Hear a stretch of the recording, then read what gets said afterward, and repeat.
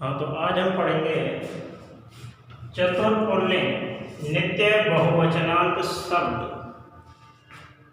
अर्थात हलंत पुल्लिंग प्रकरण के विषय में। अभी तक हम अजंत पुल्लिंग, अजंत स्त्रीलिंग और अजंत नपुंसकलिंग शब्दों की रूप सिद्धियाँ और उनके सूत्रों की व्याख्याएं पढ़ चुके हैं। अब हम पढ़ेंगे हलंत पुल्लिंग प्रकरण के विषय में। तो देखिए, जैसा कि हम सबको ज्ञात है कि संस्कृत व्याकरण में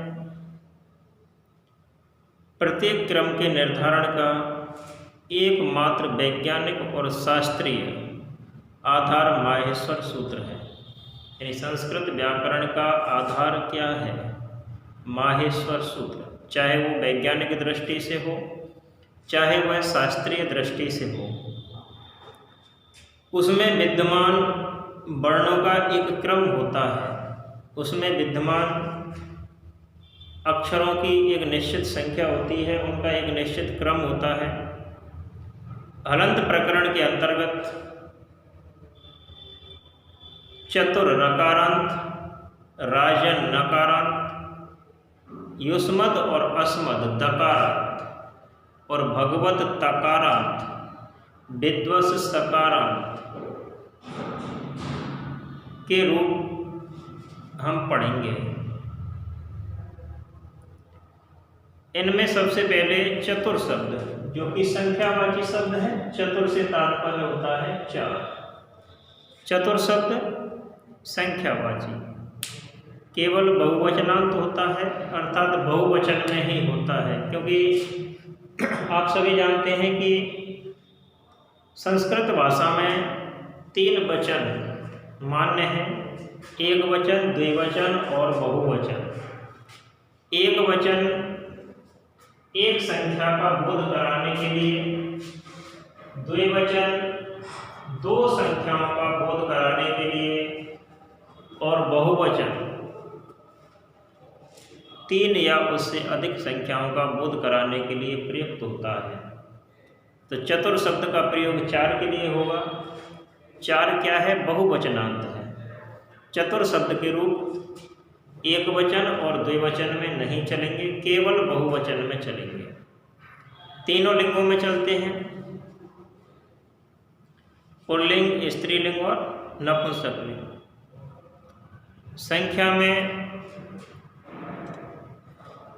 जैसे चार पुरुष हो सकते हैं, चार स्त्रियां भी हो सकती हैं, चार फल भी हो सकते हैं। इसलिए तीनों लिंगों में चतुर शब्द के रूप चलाए जाते हैं। तो चतुर शब्द के रूप केवल बहुवचन में इस प्रकार से चलेंगे: प्रथमा विभक्ति बहुवचन चत्वारः, द्वितीया विभक्ति बहुवचन चतुरः, तृतीया विभक्ति बहुवचन चतुर्भिः, चतुर्थी बहुवचन चतुरभ्यः, पंचमी बहुवचन चतुरभ्यः, षष्ठी बहुवचन चतुर्णाम या चतुर्णाम, सप्तमी बहुवचन चतुर्षु। तो यहाँ सबसे पहले सूत्र है चतुरन दुहोराम उदात्त। चतुरन दुहोराम उदात्त। जब हम इसका विखंडन करेंगे तो हमें दो शब्दों की प्राप्ति होती है: चतुरन यानी कि चतुर और अंडुह।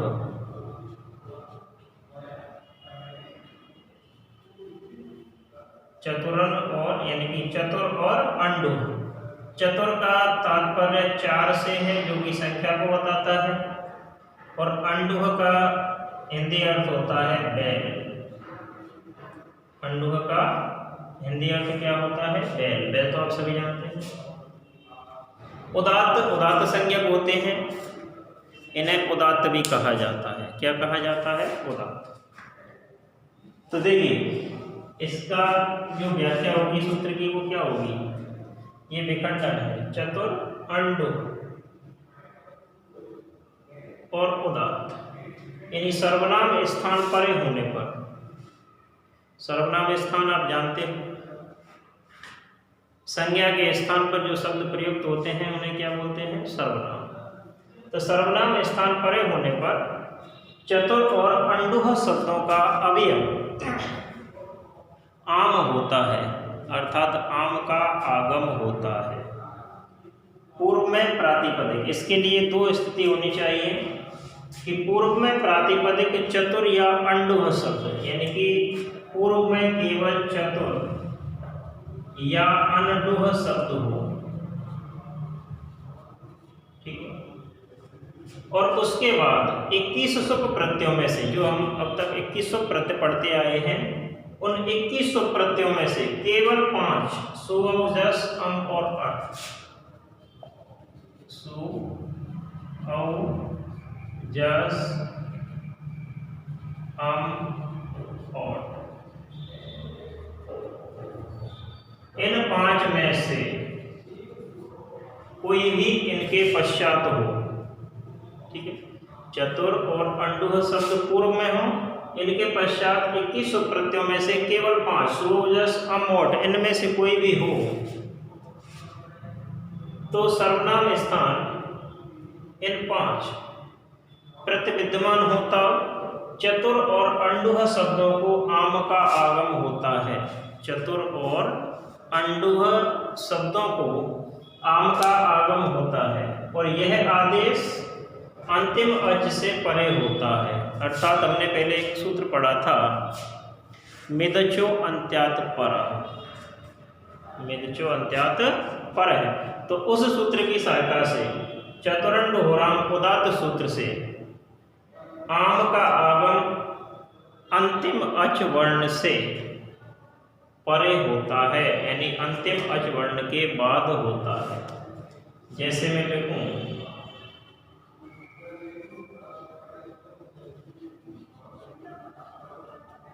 चतुर प्लस इनमें से कोई भी प्रत्यय हो, जैसे मान लो सु प्रत्यय है, तब इस स्थिति में क्या होगा? आम का आगम होगा। किसका आगम होगा? आम का आगम होगा। और आम का आगम कहाँ होगा? आम का आगम कहाँ होगा?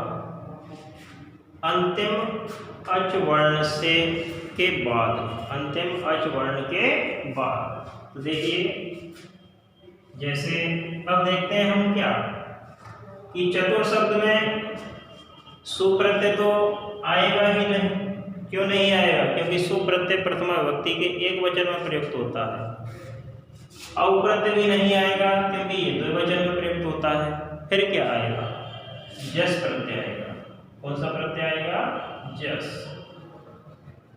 तब हम लिखेंगे इस स्थिति में,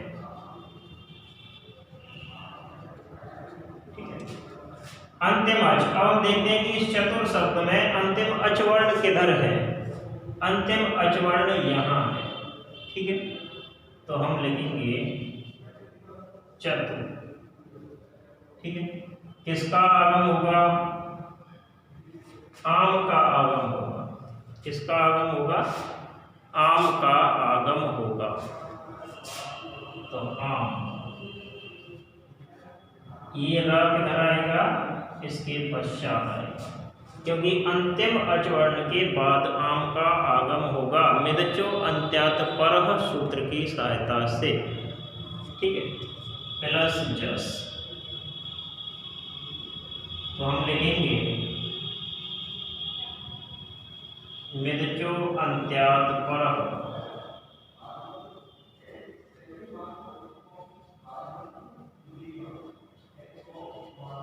सूत्र की सहायता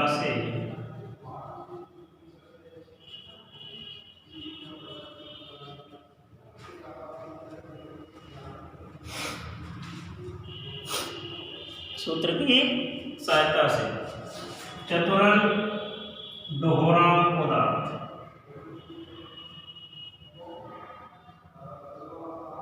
सूत्र से अंतिम अच वर्ण के बाद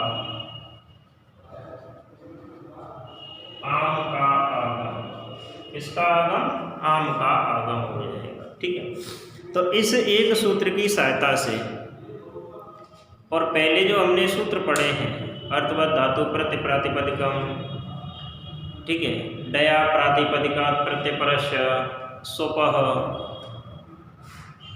बहुसु बहुवचनम, ठीक है, सुओजस अमोट्सस, इन सूत्रों के अतिरिक्त मिदचो अंत्यात् परः चतुरन डुहोराम उदात्त एको यणचि अज्जीनम परेण संयोज्यम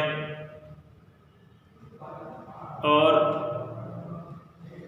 से सजसुरु खरब सानियो विसर्जनीय, इन सूत्रों की सहायता से प्रथमा विभक्ति बहुवचन और द्वितीय विभक्ति बहुवचन दोनों की सिद्धियां हमें प्राप्त होंगी, दोनों की सिद्धियां हमें प्राप्त हो जाएंगी। अगला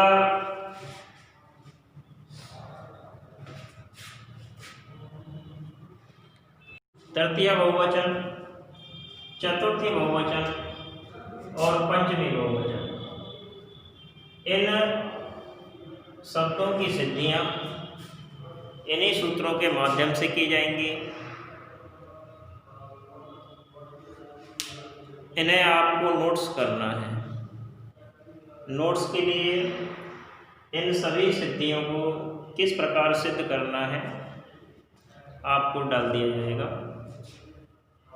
ठीक है, तो ध्यान क्या रखना है हमें कि चतुर और अंडुभ शब्द, इनके पश्चात जब सुव जस अम और ओट इनमें से कोई एक प्रत्यय होता है तब अंतिम अचवर्ण के पश्चात मिदचो अंत्यात् परः सूत्र की सहायता से आम का आदेश हो जाता है, आम का आगम हो जाता है, पहली बात। दूसरा हमें ध्यान रखना है कि चतुर शब्द केवल बहुवचनांत होते हैं, केवल बहुवचन में ही चलाए जाते हैं, एक वचन और द्विवचन में चतुर शब्द के रूप नहीं चलाए जाते हैं, क्योंकि यह बहुवचनांत शब्द है।